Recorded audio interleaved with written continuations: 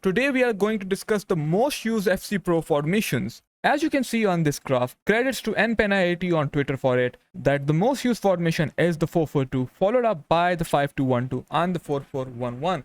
But first we are going to focus on the 4-3-3 formation. Why? Because one of my students and my good friend Ahmed Als is going to be using the 4-3-3 formation. This is his draft. If you follow my channel, then you know we are big fans of the 4-4-2 and the 4-4-1-1 formations, and that is coming. But there are many of you who like the 4-3-3. So if professional players are preferring it, that means this formation does have the potential to be good. And this is direct information from those professional players. Our striker, Eric Cantona, is going to be an advanced forward, okay? The wingers are going to be set to inside forward. We are going to focus a lot on the first time triangle through passes in this formation. Sissoko is going to be set to box. Alexia is going to be playmaker. 1 cm box to box, 1 cm playmaker. Ideally, you can have both on box to box, but I prefer playmaker on one of the CMs. Especially, it complements the inside forward instruction really well. The middle CM is going to be either a holding or a deep lying playmaker. We are going to keep as holding. We need 2 players at least with the long ball pass plus play style. Okay, if you cannot have 2, at least have 1 player who has the long ball pass plus play style. As the whole point of this formation is to make sure that we are able to play long balls over the top to the wingers. Understanding the formation is the key. Our left back is going to be a full back, but if you ask my preference, I would suggest using him as a wing back, as you're going to be able to create a lot of 2 versus 1 against the opponent's full back. The biggest difference between this and a 4-4-1-1 or a 4-4-2 is the flat 3 CMs, okay? And some players don't like to play like the other players. You want to have some mix-ups. That is why a 4-3-3 is a good counter to a 4-4-2, to a 4-4-1-1. So if you don't want to replicate your opponent's formation, you can play the 4-3-3 if you are good in it, and you'll be able to create some more chances and have a more dynamic attack. So this is how it looks like, but you can tune it to your liking. This is important, okay? Don't just always copy stuff. If you don't like her on playmaker, use her as a box to box. And then if you still feel that, okay, it is too offensive, you can keep 2 players on holding and 1 on box to box or playmaker. Try it out and see what suits you more. For the tactics, we are going to use short passing for the 4-3-3. Our defensive approach is going to be set to high. Now you can use counter as well, okay? If you're especially not good with manual runs and if you actually want to play very direct, then you should use counter attack. If you are not a very direct player and you don't know how to give those first time through passes or just play deep in behind for the glitches, then I would suggest you use short passing. I wouldn't suggest using balanced on this formation. Our defensive line is going to be 70 because the glitch is still there. If you put it to 62, that would be my preference. But if you put it to 62, guys, the game will automatically give you 70, okay? That is what we don't want. So at the end of the day, if you put 62, it will be 70. So just put it at high. That is the defensive approach we are going to use for auto offside traps. This is going to be the code for the 4-3-3 formation. This is our 4-4-1-1 formation. Not many changes compared to the last time. Our striker is going to be an advanced forward. Cam is going to be a shadow striker.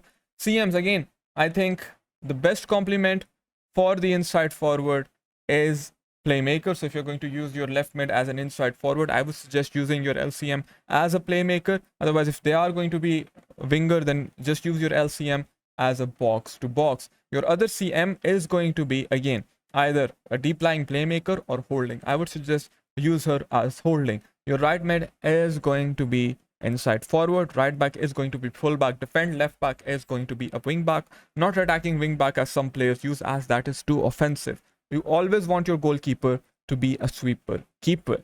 Now you need to have the right kind of substitutions for this formation, right? So if I am going to play this formation in game compared to, let's say, a 4-3-3, then I can actually put Alexia as a cam, Sissoko as a CM, Rafinha as a right mid. You want to be able to have the right kind of subs for the right kind of formations that you want to play in game. Short passing, again, for 4-4-1-1, and defensive approach is going to be high. Same reason I always keep my defensive approach on high. I want to apply pressure. 50 is too deep. Ideally, I would play 65, 62, but because of this weird glitch, we are not able to do that. EA Sports, please fix it. And if you know any fix to it, let me know down in the comments. But I don't think there is any fix at the moment. Then we have the 4-4-2 flat formation. Like you saw the glitch pass in my yesterday's video, guys. That is really important. We are going to keep one striker as a target forward. Ideally use someone like Fernando Morientes, who is going to be a target forward plus.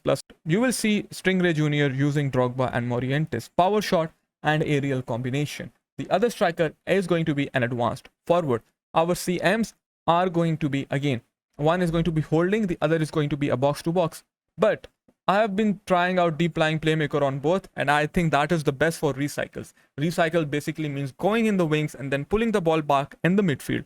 So if you want to focus on recycling, both on deep lying give you a good look, and you can actually deny counter attacks. But if it's too defensive for you, put one on box to box if your LM is set to winger, and if it's set to inside forward, I would suggest using playmaker. And one CM either box to box or deep lying. The other CM either holding or deep lying. I suggest holding. Okay, and the other winger, someone like Rafinha, is going to be an inside forward. Last time I put both of them as wingers. I keep experimenting, keep changing these little things. Okay, so you have to experiment and actually see what works. Our fullback is going to be a wing back. This is my preference. I like to create 2 versus 1 against the opponent's fullbacks. Your goalkeeper is going to be a sweeper keeper. Okay, for the 4-4-2, this is a very direct formation. I want to play direct in it. I use the counter build-up style, but you will have to be more careful of where you're passing the ball. Don't lose the ball in the wrong areas, otherwise you would concede a counter attack yourself. That is the last thing you want to do. This is the code for the 4-4-2 formation. This is the code for the 4-4-1-1 formation. This is for the 4-3-3 formation. And we still have one more formation to discuss. I just want to talk about this formation because I know I'll get a comment, and you saw that it is the second most used formation in the FC Pro scene as of right now. So guys, 5-2-1-2. Should you play the 5-2-1-2 formation? If you are a skilled player at this game, if you are high elite division skill rating, rank 1 player, rank 2 consistent player, okay, I really don't believe much in weekend league ranks. But if you are honest with yourself and you know you are a good player, technically you know what the game is about, and you are at least 900 plus skill rating, then I would suggest you try out the 5-2-1-2. Am I a fan of it? No. Do I suggest it? No. Why? Because still there is a lot of separation between the center backs and the full backs. The professional players who like to use it because it is similar to a 4-1-2-1-2 narrow formation in attack, and then you have wing backs to support the attack. So if you put both of them as attacking wing backs, you have more defensive support compared to as a 4-1-2-1-2. By the way, you will see Nicholas 99 FC use a 4-1-2-1-2 narrow formation, but he is Nicholas 99 FC, man. He's the Iceman. He can use whatever he wants. So if you're going to use a 5-2-1-2 for the attack, okay, I would suggest using it. Then when 5 defenders settle in, they will give you more defensive shape as well. But I have tried it.